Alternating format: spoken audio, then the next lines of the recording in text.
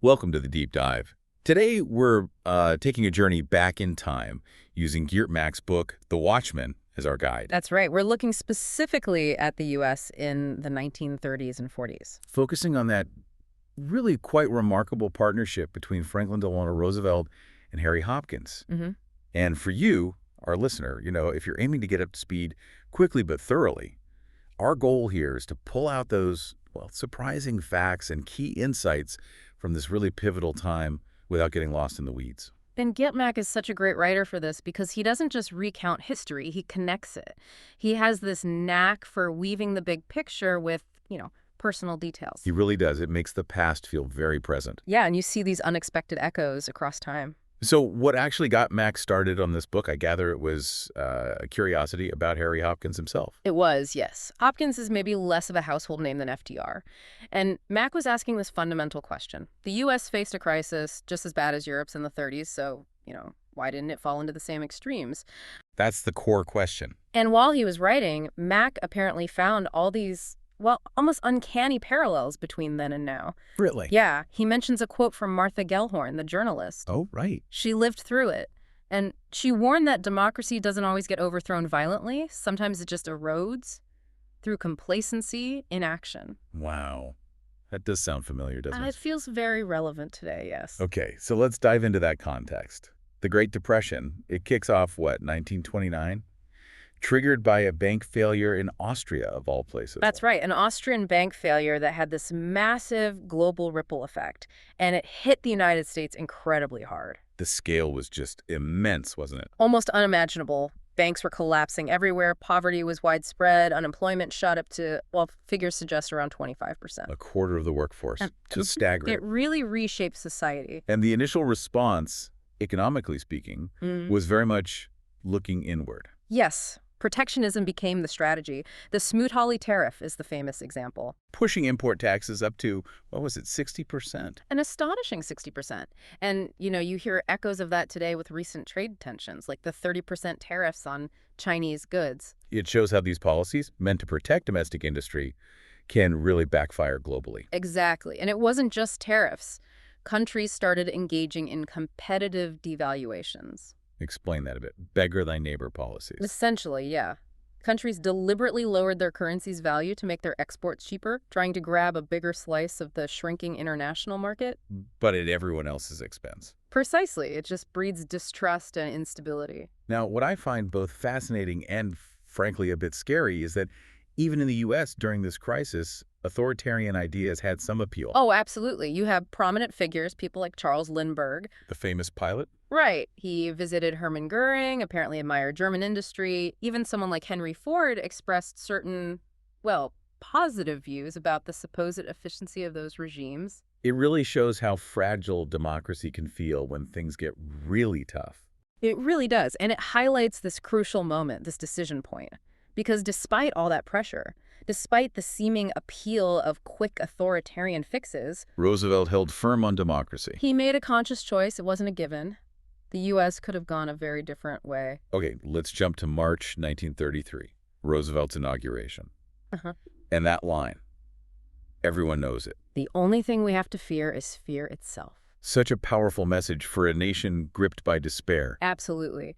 But what's really interesting, Mack points out, is that even Eleanor Roosevelt, his wife, felt uneasy.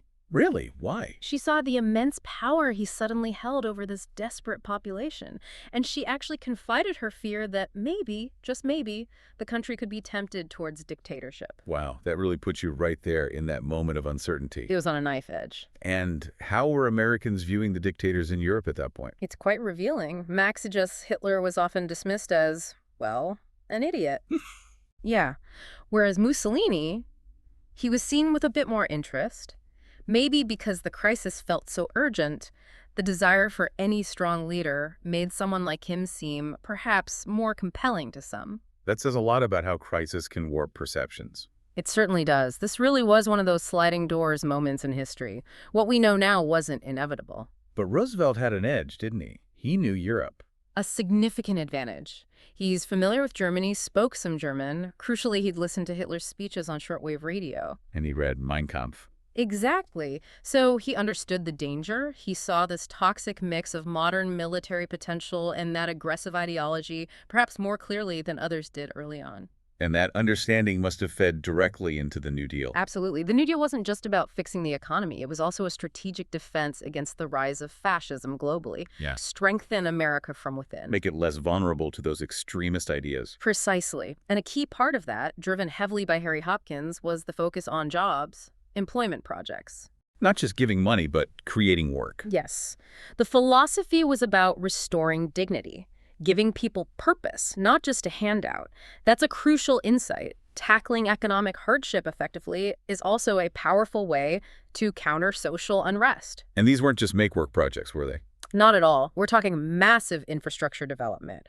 Roads, airports, huge projects like the dams and hydroelectric power schemes in the South. Transforming entire regions. Modernizing parts of the country that had been lagging behind, providing jobs and building for the future, all at once. What was the economic result? Did unemployment actually drop? It did, significantly. From that peak of maybe 25%, it came down to around 15% by the end of the main New Deal period. But just as important, maybe more so. The mood changed. Exactly. It rebuilt optimism, it fostered trust between people and their government again, and that directly pushed back against the kind of cynicism that lets authoritarianism take root.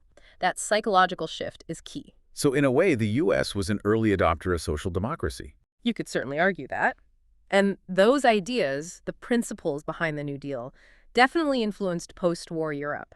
Think about the Beveridge Report in the UK, the foundation for the NHS. The U.S. experience provided a sort of model. A blueprint for how government could step in, provide safety nets, stabilize the economy. And it feels relevant now because we're still debating that balance, aren't we? Individual responsibility versus collective well-being. Constantly. It's an echo of the debates before the New Deal shifted the ground. What about those unexpected alliances you mentioned? Hopkins and the military. Right. You have Hopkins, who was quite left-leaning ideologically, forming these really effective working relationships with the military top brass. How did that work? Largely through the infrastructure projects. Building roads, airports, dams. These all had obvious strategic value for national defense. So practical shared goals bridged the ideological gap. It's amazing to think, though, how weak the U.S. military was before the war. It's almost unbelievable from today's perspective. Ranked 18th globally. Smaller than Belgium's army. Smaller than Belgium, the Netherlands, Switzerland. And the equipment was mostly outdated, World War I era stuff. Tanks from the previous war.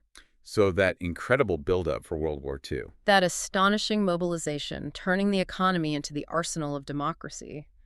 Mack argues convincingly that it was massively enabled by the New Deal. How so? The infrastructure was there, the organizational frameworks existed, there was a renewed sense of national capacity. Without all that, he suggests something like the D-Day landings might have been delayed by 2 years, maybe more. So the New Deal wasn't just domestic policy. It was preparing the ground, unintentionally perhaps, for America's global role. Absolutely, a critical foundation. Let's shift focus a bit to Roosevelt and Europe before the war clouds really gathered. The East Coast elite, including FDR, had connections, right? Yes, there were traditional ties, travel, culture. Roosevelt himself, as we said, knew Europe, spoke German, so there was a baseline of understanding, at least within that circle. But not necessarily across the whole country. No, definitely not. You have to remember how vast the U.S. is. For someone on the West Coast in California, say, Europe felt incredibly distant. The journey across America itself was huge. That geographical and psychological distance mattered. It absolutely shaped attitudes towards getting involved in European conflicts. Fast forward to the 21st century, and U.S. strategic focus seemed to have shifted quite dramatically. It really has. Mack notes that around 2004, most Americans still saw Europe as the main focus. By 2014, that had flipped. The priority became the Pacific, Japan, Korea, China. A changing view of where the future challenges and opportunities lie. And that perspective aligns quite closely with Donald Trump's view, doesn't it? He's often framed the Ukraine conflict, for example, as primarily a European problem. The sideshow, reportedly. Which is a major departure from the post-war consensus on transatlantic security. Because it was the Roosevelt era that really built that post-war world order. Exactly. NATO, and even the early ideas that led to the European Union, were born from that period's thinking: cooperation, shared security. And the worry now, Max suggests, is that this whole era might be ending. He uses that evocative phrase for the interwar period, the boulevard of broken dreams. Economic chaos, nations not cooperating, no NATO, no common market. And the fear is we could be heading back towards something like that. That's the concern. Without those stabilizing structures, history suggests things get much more dangerous. So the New Deal wasn't just internal. It helped create the stability that allowed things like the EU common market, even the euro, to eventually happen. Yes. And Mack makes this fascinating connection to Max Constam. A key figure in building the EU. Right. Mack calls him a kind of European Hopkins, suggesting a shared spirit, a similar pragmatic, problem-solving approach influenced by that New Deal era. Did Constam actually experience the New Deal? He did. He was in the U.S. as a young man during that time and saw its impact. He apparently spoke often about how that experience shaped his belief that Europe could overcome its divisions through practical cooperation. So the big question, are we at another major historical turning point right now? Geert Mack seems to think so, yes. He describes this as a genuinely dangerous, very complicated period. And others agree. German President Steinmeier recently made similar points. He highlighted Russia's invasion of Ukraine as a watershed. Not just the invasion itself. No, but the violation of sovereignty and also undermining things like the Non-Proliferation Treaty. That shakes the foundations of international law. And Steinmeier also pointed to the rise of Trump. Yes, as the other key factor, seeing it as potentially eroding trust in international agreements and in the U.S. as a reliable partner. The long-term damage to trust could be significant. There was that stark warning from Timothy Garton-Ash, too. What happens after America? You will not like it. It's a pretty blunt assessment of the potential consequences if that stabilizing role diminishes. And the contrast between Trump's view of Europe and Roosevelt's is just stark. Night and day, Roosevelt fostered cooperation. Trump has often been adversarial, even claiming the EU was basically formed to screw the United States. Which ignores the huge U.S. role in encouraging European integration. Marshall Plan, trade. It seems to show a real lack of historical understanding, or perhaps a willful disregard for it. Mack is quite blunt about Trump, isn't he? He mentions his wonderful ability to utter a separate lie every 3 minutes. Calls it a sham world. Which raises serious questions about decision-making based on, well, something other than reality. And it's different from past authoritarian regimes, too, isn't it? In some ways. Historically, dictators often had competent advisors, support from elites. Trump seems increasingly disconnected from, even hostile to, many traditional elite interests. It's a different dynamic. Mack also observed this deep bitterness among ordinary Americans back in 2010. Yes, this feeling that the American dream was broken, that they'd been left behind.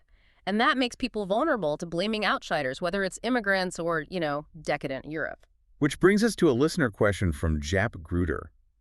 Could a Trump re-election actually be good for European unity? Force them together? Mack's response is pretty sobering. He uses the analogy of Stalin, saying, well, Stalin also created a kind of unity based on fear. It might push the EU closer, but it's not exactly a healthy or sustainable way to build unity. So Mack thinks the EU isn't ready. Not adequately prepared, no. He sees difficult years ahead if Trump returns. He argues the EU needs its own kind of New Deal. Meaning what, exactly? More than just defense spending. Defense spending is necessary, he thinks, to fill a potential U.S. gap. But it needs to be broader. Strengthening democracy internally is crucial. Countering that cynicism and distrust he sees in places like the Netherlands. Exactly. And he argues for fundamental EU restructuring, moving towards a more federal model so it can actually act like a global power, rethinking vetoes, tackling this upside-down federation idea. Where small things are heavily regulated, but big things like foreign policy are gridlocked. Precisely. Let's talk about the economics underpinning some of this, the eroding middle class. Mack connects it partly to China joining the WTO. Yes, back in 2001. He argues that bank had a big impact on American manufacturing, cost a lot of jobs, and fueled resentment. And we see similar pressures in Europe, too. Definitely. Spain, Italy, France, even the Netherlands. To some extent, the middle class feels squeezed in many places. It's a common theme in developed economies. And Mack's warning is, ignore this economic insecurity at your peril. Because it creates fertile ground for populist parties, for these rage votes against the elite. People feel left behind and they lash out politically. He does draw a distinction, though, between today's populism and the 1930s movements. Yeah, he sees today's populace as often quite nostalgic, looking backwards, whereas the 1930s movements, however dangerous, were projecting some kind of future, albeit a twisted one. But the underlying feeling is similar, people feeling left behind by change. Very much so. That sense of identity being under pressure, not being able to keep up. You saw that clearly with Brexit in the UK, too. So if Trump does win again, how should Europe actually deal with him? We see attempts already, maybe. Starmer in the UK trying to build bridges. King Charles offering a state visit, playing to his vanity, perhaps? Is that the way? Max seems to think those kinds of gestures are worth trying. They don't cost much, might have some effect on an unpredictable person, but fundamentally, What's the core approach? Europe needs to be sober, steadfast, polite, but self-respecting. Remember its own strengths. Europe has potential, resources. Absolutely. And he puts Putin's power in perspective, too. Russia's economy is relatively small, comparable to Albania or the Benelux countries combined. A loudly shouting the sinking empire. That's his phrase. And interestingly, he sees a potential shared interest between Europe and China Really? How so? in preserving the basic principles of the classic world order: multilateralism, reciprocity, nations working together through agreed rules. He thinks Europe could lead a global movement to uphold that order, even with China potentially on board for parts of it. But does Europe have the leaders for that? Leaders with the vision of a Roosevelt or a Hopkins? That's the million-dollar question, isn't it? Mack admits he doesn't really see them yet. But then again, he reminds us Roosevelt was underestimated at first. He mentions the German politician Merz. Yeah, someone who initially seemed promising, but in Mack's view, has resorted to drivel. He also notes Angela Merkel was always skeptical of Merz. We also had a question about journalists. Mack apparently said journalists 100 years ago were maybe even better than some today. He clarified that. He thinks there are many excellent journalists now, brave, honest, thorough, maybe more than in his own generation. But he admires figures from the past. Absolutely. People like Martha Gellhorn reporting from the Spanish Civil War, Ed Murrow broadcasting from London during the Blitz. Incredible work under difficult conditions. The technology was so limited then. Getting stories out was hard. Immensely hard. But someone like Murrow had a huge impact. He really helped shift American opinion towards helping Britain, even when isolationism was incredibly strong, over 90% against war in Europe in May 1940. Just shows the power of good journalism. It really does. Courageous reporting can change minds. One last listener question. Uh. Did writing this book, looking back at how the U.S. navigated the 30s and 40s, give Mack any hope for our current challenges? His reflection is interesting. He feels that back then, the leaders, Roosevelt, Hopkins, even others, though not saints, generally had their heart in the right place on the big issues of social welfare and defending democracy. With maybe a caveat for someone like Churchill. Yeah, Mack notes Churchill's main goal was always preserving the British Empire. But overall, there was a sense of shared fundamental values among key leaders. He also mentions that incredible moment during the war. Oh, the Europe First decision. Remarkable. There was a real push within the U.S. government to prioritize the Pacific War against Japan. And Roosevelt and Hopkins stepped in. Decisively. Roosevelt apparently issued an unprecedented direct order to make Europe the primary theater. Shows the impact of leadership setting clear priorities against internal pressures. But Mack doesn't see that kind of leadership now. He expresses real concern about a lack of leaders currently with that kind of vision, quality, and courage. He seems particularly baffled by the relative silence, as he sees it, from many American Democrats. And he connects it back to the Netherlands, too. Yes, drawing a parallel. He sees perceived government inaction, rising cynicism, a lack of authority and competence, creating this fertile ground for populist parties there. He even called for a caretaker government. An urgent call for a broad-based caretaker government to, in his words, save democracy in the Netherlands.